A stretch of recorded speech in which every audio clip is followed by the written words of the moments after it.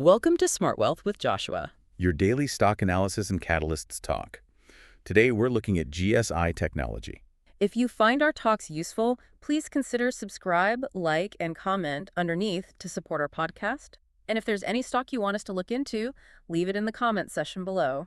So let's get into the analysis. Yeah, let's jump in. With GSI technology, I think for anyone who's been watching this company, the big story is this really fundamental, almost dramatic, positive shift in their operations. That's exactly what jumped out at me. It's not just, a small improvement. It feels like a potential financial metamorphosis. Yeah, and you can see it in the raw numbers. If you just look at Q3 2025, their net revenues hit, $6.4 million? Right, which is a really significant bump from the prior year. But honestly, the revenue is almost the secondary story here compared to the margins. Exactly. We have to talk about that gross margin spike. They reported 54.8%. 54.8. I mean, to put that in perspective, a year ago, they were, in the high 30s? Mm-hmm. To basically double your margin profile in just 4 quarters is, it's pretty astonishing. So as an investor, what does that 54.8% actually tell you? It suggests they're not just selling more product, they're selling a much, much richer mix of high-margin products. Right. So this is likely their specialized defense platforms, their advanced memory, and it means they have real pricing power. It signals genuine operational leverage is kicking in.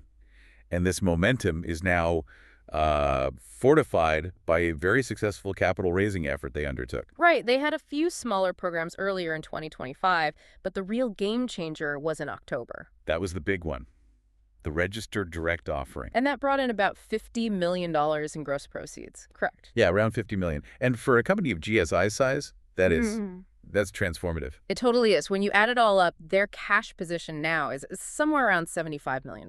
And you should think of that not just as cash, but as a strategic war chest that gives them a multi-year runway. Mm-hmm. Financial optionality. Exactly. It lets management take a much longer view on R&D and strategic investments without, worrying about the next quarter's burn rate. And if you pair that massive cash cushion with their existing balance sheet, I mean, they have very low debt levels and working capital of about $25.7 million.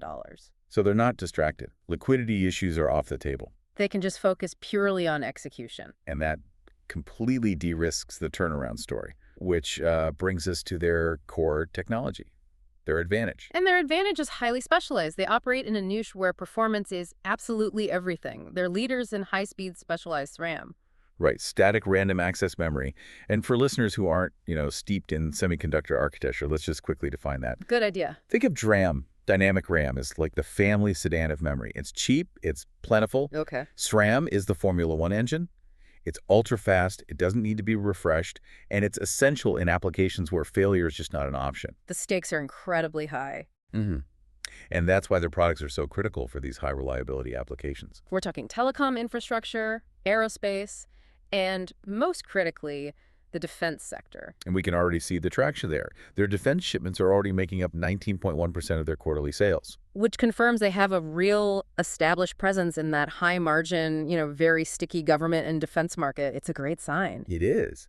But the real excitement, the reason the stock has run up this year, isn't just about their legacy SRAM business. No, it's a bet on their innovation pipeline, specifically the Gemini 2 chip platform. Right, and this platform is designed to take that specialized memory and apply it directly to next-generation workloads. And this is where GSI finally connects with the big AI narrative everyone is talking about. Exactly. Gemini 2 is an associative processing unit, which is a very unique piece of silicon. And it targets things like LLMs, large language models. The things that power generative AI. Yep. And also high-speed computer vision applications, like YOLO, which stands for You Only Look Once. Really complex, data-intensive tasks needed for edge computing. So wait, instead of just supplying memory to the AI chips, they're creating a specialized chip that changes how the data is processed. Precisely. Making it faster and more efficient for those very specific AI tasks.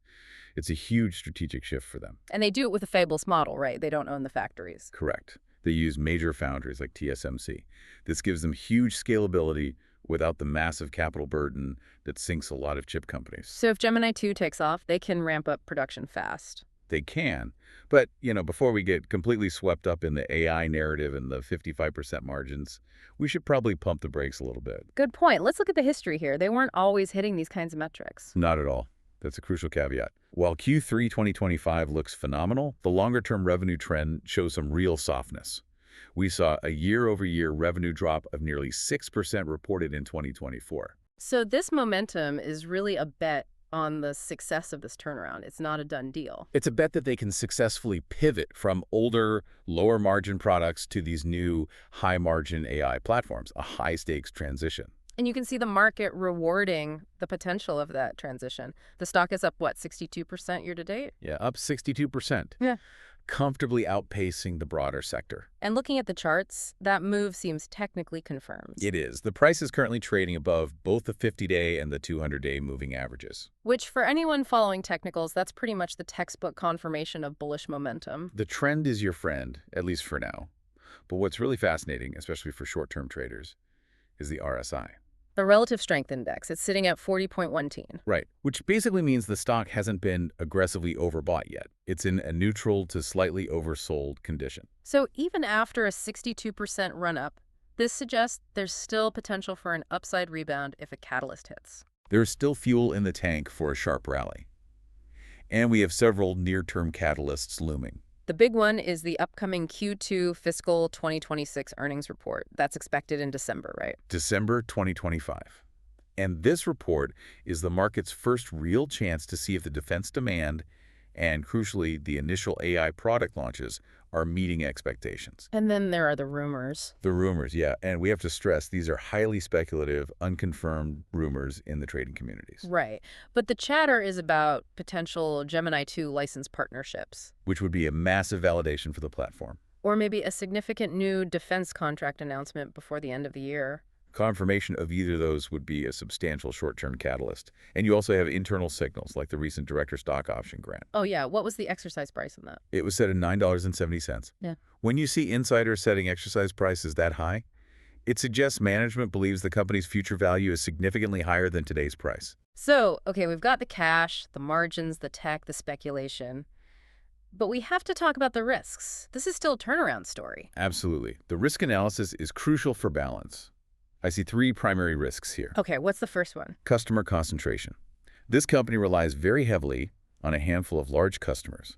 We're talking names like Nokia and Cadence. So what's the real impact there if they lose just one of those big accounts? It creates enormous demand uncertainty, extreme volatility. If one major customer slows down an order, it could instantly wipe out the gains from that 55% margin spike. It could tank a whole quarter's revenue. Instantly. It really highlights the fragility of their revenue stream right now. The second risk is the pivot itself. The transition and execution risk. Exactly. This is a massive internal challenge. Shifting your company's focus from legacy SRAM, your comfortable revenue driver, to these brand new complex AI platforms like Gemini Day is incredibly difficult. Hardware transitions are notoriously hard to time perfectly. They are. And finally, there's the geopolitical risk. The elephant in the room for any fabless chip company. Right. Their reliance on partners like TSMC in Taiwan exposes them directly to supply chain fragility, if anything happens politically in that region. Or even disruptions in other parts of their supply chain. Their entire production schedule could go on lockdown. They lose control over manufacturing stability. That's the price you pay for the fabless model. And even with the bullish trend, the average analyst price target suggests some caution. It does. The forecasted trading range is quite broad, somewhere between $4.20 and $6. It just confirms volatility is still high. Investors want proof the turnaround is complete. So if we synthesize all of this, GSI technology has fundamentally changed its financial trajectory. That $75 million cash cushion and the 55% margins give them runway and options they've never had before. They are strongly positioned in high-speed memory for defense and the emerging AI market. The operational improvements are real, they are quantifiable, the path is set, provided they can navigate the risks. The real question here is whether this incredible operational momentum and the $75 million cash cushion translate quickly into sustained profitability through those new AI products. That's what you need to watch closely in December. Make sure you subscribe and hit the like button to keep up with all our latest stock analysis.